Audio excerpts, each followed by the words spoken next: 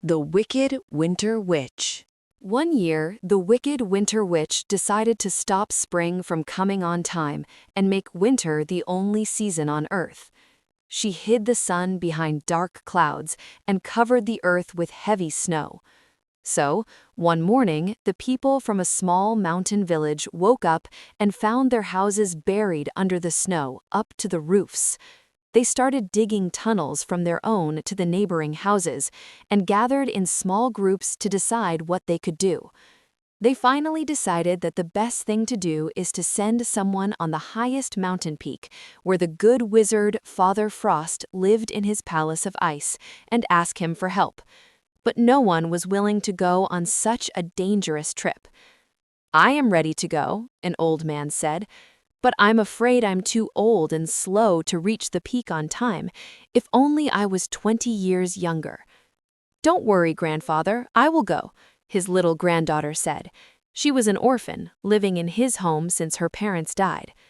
"No, not you," the neighbors pitied her. "You are too young and tender for such a hard job.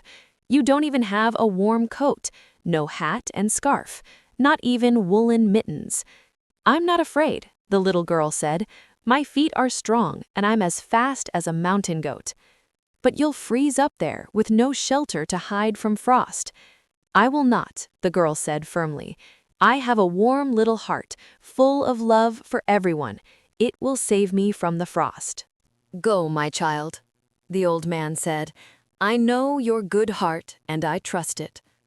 The children, who were all her friends, gave her their warmest clothes. "Here, take my coat," one of them said. "My mittens are so warm, put them on," said another. "Take my hat, my scarf, my woolen socks, and my boots." Soon the little girl was ready to go. She waved back at her friends and started for the snowy mountain peak at a quick pace. She went further and higher, never thinking about rest.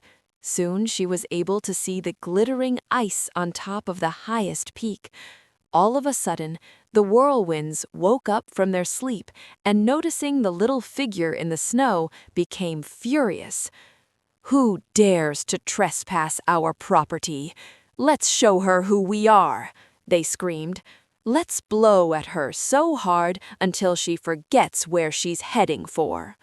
And they started whirling fiercely around the girl, but she only huddled into her warm coat and bravely went on. The whirlwinds got very tired, and one after the other fell on the ground gasping for breath. "What a strong girl," one of them said. "We are exhausted and she's not even tired. No human being has ever overmastered us, let alone such a fragile little girl. If we cannot manage ourselves, let's call our sisters the blizzards for help." So they called for the blizzards. Hearing them, the blizzards became very angry. "She will pay for that," they roared and threw themselves after her. It was a long and uneven struggle, but the girl overcame the blizzards too, thanks to her strong, warm heart that never let her feel fear or weariness. The blizzards fell on the ground, breathing heavily. "That's a shame," one of them hissed. "We are not able to stop her. Let's call our mother for help." "Mother, mother!" they all screamed. "Come to help!" Their mother was the frosty winter witch. She came at once and said, "I saw everything. Now listen to me. When you cannot defeat someone by force, turn things the other way round. Let's be good to her." "What do you mean, to kiss her?" a whirlwind asked ironically. "Nothing of the sort," the frosty winter said. "Let's just try to be polite and kind, so she will never suspect us of any evil thoughts." So the winds stopped and the blizzards went away. The frosty winter witch appeared before the girl in like a beautiful young woman in a sparkling white gown, with long white hairs and a crown of icy diamonds. "Am I dreaming, or is this some good miracle?" the girl thought. "This beautiful lady has the face of my dear mother, and I can hear her sweet voice singing my lullaby. Oh, how I want to hear some more. I'll sit here for a while," she said to herself. "I'm so near to the palace, no more than an hour walking left. I'll be on time." The little girl sat down and closed her eyes. The frosty winter witch grinned in delight. "Sleep, little girl, and may you sleep forever." Then she left the sleeping girl on the snowy hill and flew away to tell her children how she managed to deceive the girl. The little girl was sleeping, smiling happily, but the color of her face was changing as time passed. Her pink cheeks became at first red, then blue, then waxy yellow. She was slowly freezing, until all of a sudden something stirred the snow. A squeaking sound was heard, and a tiny head showed up from a hole in the snow. It was a little white mouse, her shiny black eyes fixed on the sitting figure. "Someone's in trouble," squeaked the mouse. And right after that, a number of little holes opened in the snow, and a number of mice peeped out of the holes. They ran to the girl and started massaging her feet and hands. But mice were so little and their labors so inefficient that they decided to call their friends the rabbits for help, and a number of white rabbits peeped out and ran to the rescue.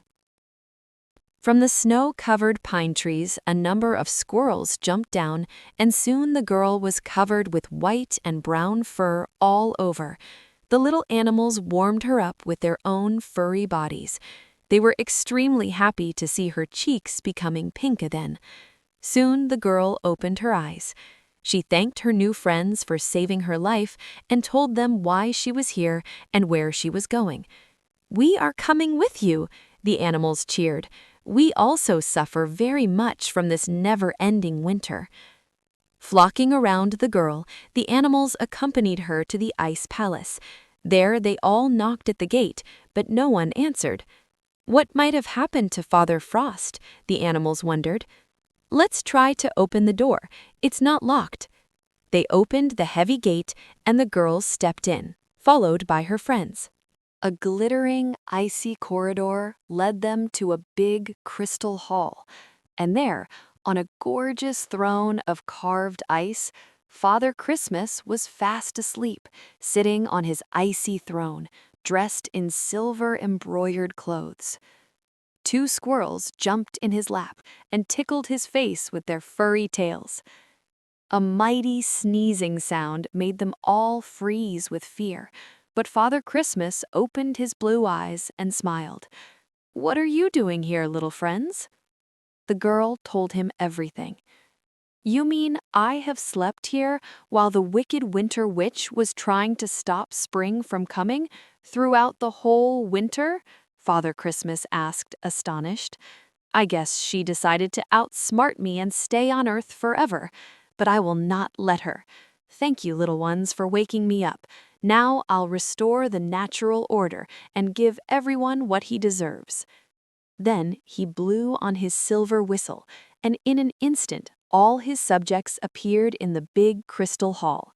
He ordered them to go and find the frosty winter witch and bring her to the palace so he could lock her down in the cellar until next year. He also told them to clear the skies from clouds so that the sun can melt the snow. When the big gates opened again, the sun outside was shining and the soft snow has started to melt. The way back was much easier. The new friends parted, promising to help any time when needed. Everyone in the village cheered, meeting the brave little girl.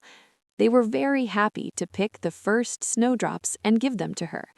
Spring was also very happy to hear the songs and see the dances that children had prepared specially for her.